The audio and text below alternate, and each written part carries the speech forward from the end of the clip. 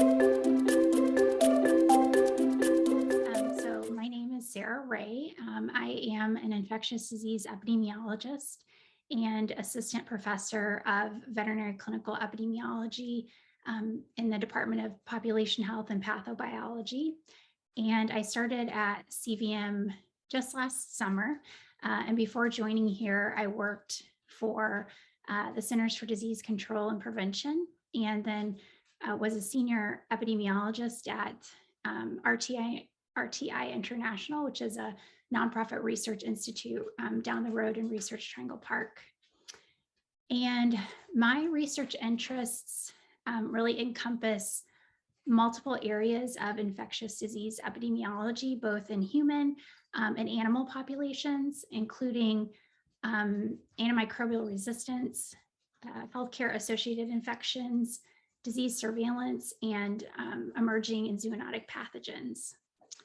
And in my research, I really aim to apply traditional epidemiological methods and disease modeling to address real world challenges in global health. I'm really excited about a new project that we're working on that really is in line with those interests. And this is a project that I have with several College of Veterinary Medicine faculty members, including Drs. Greg Lubart, Monique Perez-Garcia, and Maria Correa. We've been awarded a CVM Global Health Seed Grant for a research project in the Galapagos Islands. And for folks who may not be as familiar, the Galapagos Islands are a part of and just off the coast of Ecuador. And for the project, we'll be working also with colleagues in my department, Population Health and Pathobiology, with extensive expertise in antimicrobial resistance, and colleagues from UNC Galapagos Science Center and the University of San Francisco, Quito in Ecuador. And then we also have other in-country partners in the agricultural and environmental sectors. Our project will actually take place on La Floriana Island, which is the smallest of the 4 human inhabited Galapagos Islands.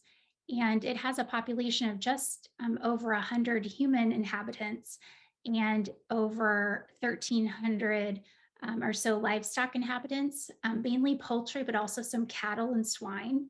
And on La Floriana, we'll be looking at antimicrobial use among the livestock producers there for their farms, but also for their household use. And this is important because in the Galapagos, antibiotics are sold over the counter without a prescription. And so there's not a lot of detailed information about antimicrobial use in the Galapagos, and particularly on this small island there. And we'll also be characterizing resistance profiles of E. coli that are isolated from animal and environmental samples that are collected on the farms. And then also for this project, we'll be conducting animal welfare assessments, because the link there is that good animal welfare practices, and that includes appropriate housing and feed, for example, can reduce the need for antibiotics in livestock.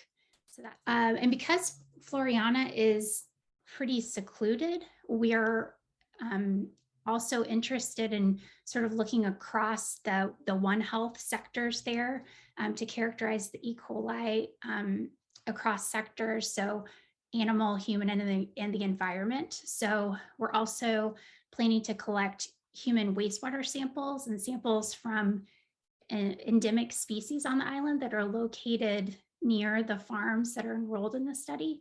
And those are specifically the lava lizard.